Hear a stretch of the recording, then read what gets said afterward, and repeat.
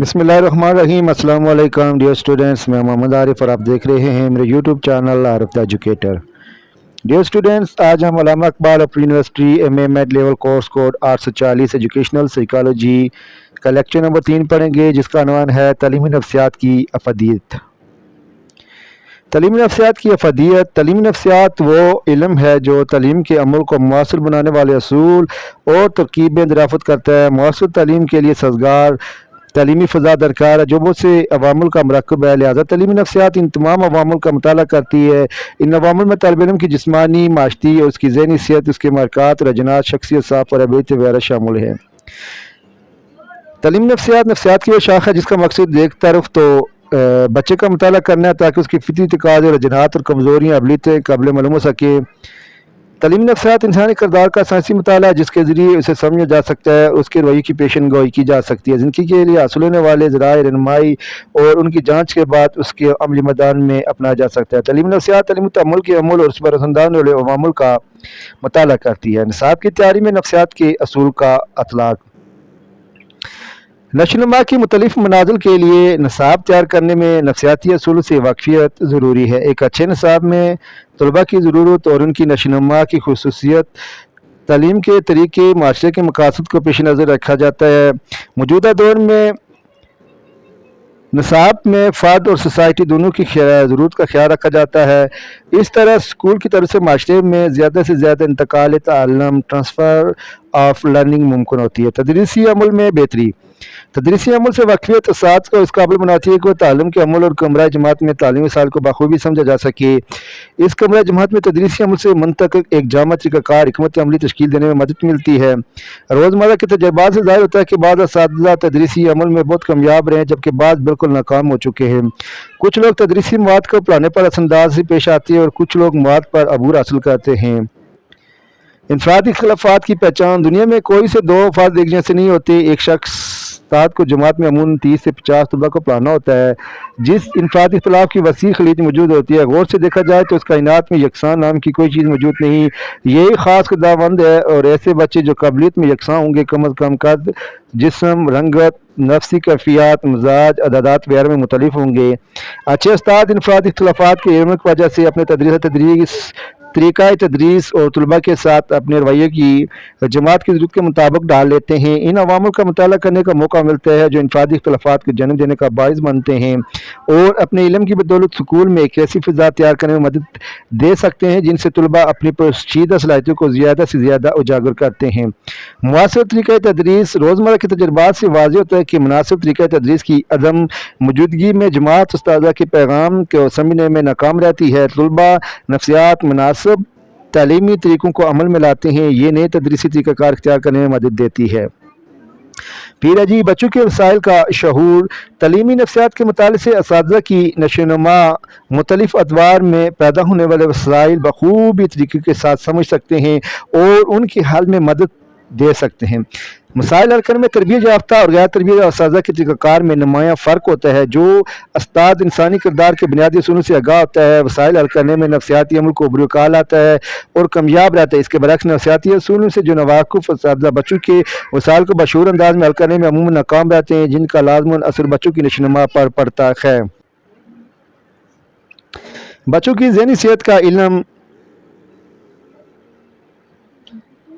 मुअस्सर ताल्लुम के लिए मुअल्लिम और मुताल्लिम का ज़हनी तौर पर सेहतमंद होना ज़रूरी है।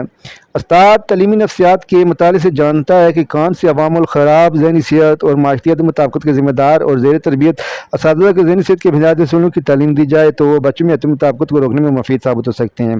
नशोनुमा की खुसूसियत से वाक़ुफ़। बच्चे की उम्र और तफ़ालियत से लेकर बलूगियत तक नशोनुमा के मुख्तलिफ मनाज़िल से गुजरते हैं।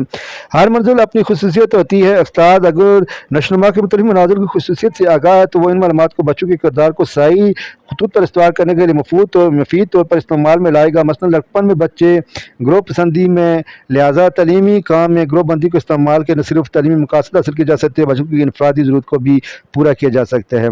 तालीम का जायज़ा पैमाइश। नफ्सियाती आलात पैमाइश तलबा की अहलियत और उनके असूली इल्म का जायज़ा लेने में इंतहाई मुफीद साबित होते हैं। استاد اس طریقے سے خود اپنے تدریسی کاوشوں کا جائزہ لے سکتا ہے اور طلباء کی کارکردگی کو اپنی روشنی اور طریقہ تدریسی میں ترمیم کر سکتا ہے۔ تعلیمی تحقیق، تعلیمی نفسیات نے تعلیم و تدریس کے شعبے میں نئی اور قابل قدر تعلیمی تحقیقات کی راہ ہموار کی ہے۔ تعلیمی نفسیات ایسے آلات آزمائش تیار کرنے میں مدد دیتے ہیں جن سے بچوں کی کارکردگی اور کردار کو متاثر کرنے والے مختلف عوامل کو پیمائش کی جا سکتی ہے۔ تعلیمی تحقیقات کی بنیاد پر اساتذہ جماعت میں کسی طالب علم کے رویے کو کنٹرول کر سکتے ہیں اور اس کی خاص سمت میں رہنمائی کر سکتے ہیں۔ غیر معمولی بچوں کے لیے تعلیمی رہنمائی، تعلیمی نفسیات کا ایک نمایاں کارنامہ یہ ہے کہ اس سے غیر معمولی بچوں کی تعلیم و تربیت کے لیے گراں قدر رہنمائی مہیا کی جاتی ہے، جس سے خصوصی تعلیم کی تنظیم ممکن ہوتی ہے۔ طویل عرصے سے یہ بچے کسی قسم کی تعلیم و تربیت سے محروم چلے آ رہے ہیں۔ اب نفسیاتی اصولوں کو بروئے لا کر ان بچوں کو مؤثر تعلیم و تربیت مہیا کی جاتی ہے، جس کے ذریعے وہ نارمل بچوں کی طرح زندگی گزارنے کے قابل ہو جاتے ہیں۔ مثبت رویہ اپنانے میں مدد، کسی تربیتی ادارے کے نصاب اور سرگرمیوں کا جائزہ لیں تو معلوم ہوگا کہ اس کے پروگرام میں تربیتی حوالے سے مثبت رویہ اپنانے کی طرف توجہ دی جاتی ہے اور زیر تربیت اساتذہ کمرہ جماعت کی مشکلات سے عہد برآں ہونے کے لیے ضروری مہارت کی جاتی ہے۔ اساتذہ میں مسائل کا سامنا کرنے کے لیے اعتماد پیدا کیا جاتا ہے، انہیں جماعت کے ماحول سے مطابقت پیدا کرنا سکھائی جاتی ہے۔ تربیتی ادارے تعلیمی مواد کو بچوں کی عمری تقاضوں کے مطابق ترتیب دینا سیکھتے ہیں تاکہ وہ بچوں کی نفسیاتی ضرورت سے آہنگ ہو سکیں۔ اساتذہ کو سکھانے پر آمادہ کرنے کی تربیت حاصل کرتے ہیں، انہیں بطور پیشہ تدریس کی مشکلات سے متعارف کرایا جاتا ہے اور یہ بھی بتایا جاتا ہے کہ کس طرح اپنے اور بچوں کی ذہنی صحت برقرار رکھ سکتے ہیں۔ ان تمام امور کی تربیت تعلیمی نفسیات کے علم کے بغیر ممکن نہیں۔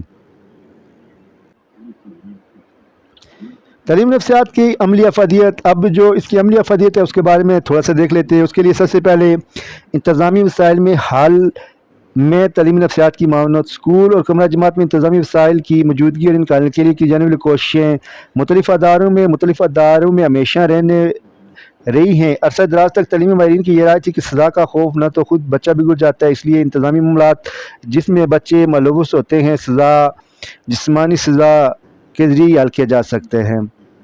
اس کے بعد سمعی اور بصری معاونات کا استعمال، تعلیمی ادارے میں ایک عرصے تک تقریری طریقہ تدریس ہی رائج رہا۔ اساتذہ کمرہ جماعت میں آنتا اور کچھ بنیاد پر تقریر کر کے چلا جاتا۔ طالب علم کی سب سے بڑی خوبی یہ کہ سمجھی جاتی تھی کہ وہ ان نکات کو لفظ بلفظ یاد کر لیتا۔ سمعی بصری معاونات کی معاونت نام کوئی چیز کمرہ جماعت میں استعمال میں نہ لائی جاتی تھی۔ جدید تحقیق نے یہ ثابت کیا کہ معاونات کی مزید دیگر اسباق دلچسپ اور دیرپا ہوتے ہیں اور ان کے استعمال سے تعامل کو خوشگوار، آسان فہم اور بچوں کے لیے دلچسپ بنایا جا سکتا ہے۔ نظام اوقات کی تیاری اور تعلیمی نفسیات کا کردار، جدید دور میں جو اسکول ہے اس کو ایک انضباط جو پیریڈ کا بنایا جاتا ہے، جس کو آپ ٹائم ٹیبل بھی کہہ سکتے ہیں، وہ بنا کر اس کو مختلف اساتذہ کو تفویض کیا جاتے ہیں پیریڈز، جس کے مطابق وہ مختلف جماعت میں جا کر، مختلف کمرہ جماعت میں جا کر اپنے پیریڈز لگاتے ہیں۔ ان کے ذریعے بھی ضروری ہے کہ اس سے بچے جلد تھکتے نہیں ہیں اور ٹیچر بدل کر نئے چہروں ان کے سامنے آتے ہیں، جس سے وہ لطف اندوز ہوتے ہیں اور ان کی تھکاوٹ دور ہو جاتی ہے۔ پھر ہم نصابی سرگرمیوں کی تنظیم، نصابی اصول سے نواقف کا نتیجہ یہ تھا کہ تعلیم و تعامل کا تمام تر ورقہ حافظہ تھا، چند زیر اصول کا لیتے، چند معلومات زبانی یاد کر کے ہی تعلیم سمجھانا تھا، تعلیمی زندگی سے وجیز سازگار میں موجود نہ تھا۔ تعلیمی ماہرین تعلیم اور ماہرین نفسیات نے تعلیمی عمل کو بذات خود زندگی قرار دیا، جسے طالب علم اپنا بیشتر وقت گزارتا ہے، اس لیے تعلیمی عمل میں زندگی کی طرح تنوع ضرورت محسوس کی گئی۔ جدید طریقہ تدریس کا استعمال، پھر یہ چیز بھی محسوس کی گئی کہ پرانے وقتوں میں جو پرانے طریقہ تدریس رائج تھے، پھر رفتہ ان میں جدت لائی گئی اور آہستہ آہستہ پھر جو طریقہ تدریس ہے معلم کو اس قابل بنایا گیا کہ وہ تعلم کے عمل میں جو جدت ہے، نئی ایجادات ہیں ان کو سامنے لائے، جس میں مائکرو ٹیچنگ کا رواج عام ہوا، بچوں کو اپنی انفرادی صلاحیتوں کے مطابق کام کرنے کا موقع ملا، پھر نظم و ضبط، پروگرام لرننگ متعارف ہوئی۔ یہ تمام تعلیمی اختراعات تعلیمی نفسیات کی مارونیں ملت ہیں، کیونکہ ان کی بیعت سے کسی نفسیاتی اصول پر استوار ہے۔ درسی کتابوں کی تیاری، تعلیمی نفسیات سے درسی کتاب کی منصوبہ بندی اور تدریس میں گراں قدر مدد ملتی ہے۔ اب درسی کتاب لکھنے والے بلندی اور بلند خیالی کے بجائے بچے کی ضرورت کو پیش نظر رکھ کر لکھتے ہیں۔ مختلف تدریسی وسائل کے حل میں نفسیات کا استعمال۔ تعلیمی نفسیات مختلف تدریسی وسائل کے حل میں استاد کی بہت معاونت کرتی ہے۔ اس مختصر تفصیل درج ذیل ہے۔ سب سے پہلے تدریسی مقاصد کا تعین، پھر طلباء کی خصوصیات سے واقفیت، آموزش کے عمل میں معاونت۔ استاد سبق کو کسی نہ کسی مقصد کے تحت پڑھاتا ہے۔ تعلیمی نفسیات مقاصد کے تعین میں استاد کی رہنمائی کرتی ہے۔ اکثر ماہرین تعلیم کا خیال ہے کہ مقاصد کو کرداری انداز میں لکھا جائے۔ پھر طلباء کی خصوصیت سے واقفیت۔ تعلیمی نفسیات اساتذہ کو طلباء کی صلاحیتوں میں فرق اور ان کے اصلاحات، اختلافات اور ان کی خوبی و خامیوں کے نشوونما کے درجے سے سمجھنے میں مدد دیتی ہے۔ پھر آموزش کے عمل میں معاونت۔ تعلیمی نفسیات آموزش کے عمل میں استاد کی مدد کرتی ہے اور اس کے استاد کو یہ بھی جاننے میں مدد ملتی ہے کہ طالب علم میں طلباء میں تحریک کس طرح پیدا کی جائے اور انہیں کس طریقے سے سکھایا جائے، آمادگی کیا ہے۔ تعلیمی نفسیات اساتذہ کے طلباء کے ساتھ ساتھ باہمی تعلم اور ان کے طریقے سے بھی آگاہ کرتی ہے۔ طلباء کو بھی خواہش ہوتی ہے کہ تدریس کو آسان اور مفید دلچسپ بنایا جائے اور وہ چاہتے ہیں کہ انہیں بتایا جائے کہ کون سا کام اور سرگرمی ہم بھرپور طریقے سے سر انجام دے سکتے ہیں۔ پھر ہے جی تعلیمی نفسیات میں تحقیق کے لیے استعمال ہونے والے طریقہ کار۔ تعلیمی نفسیات میں تحقیق کے لیے موضوع طریقہ کار کے انتخاب کے بارے میں مختلف رائے پائی جاتی ہیں۔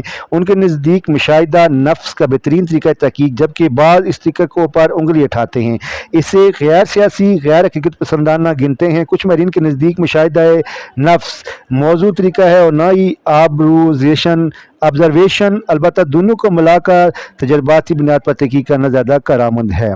تو ڈیئر اسٹوڈینٹس، یہ تھا آج کا لیکچر جو اختتام پذیر ہوا۔ اس کے ساتھ ہی میں آپ سے اجازت چاہتا ہوں۔ السلام علیکم، خدا حافظ۔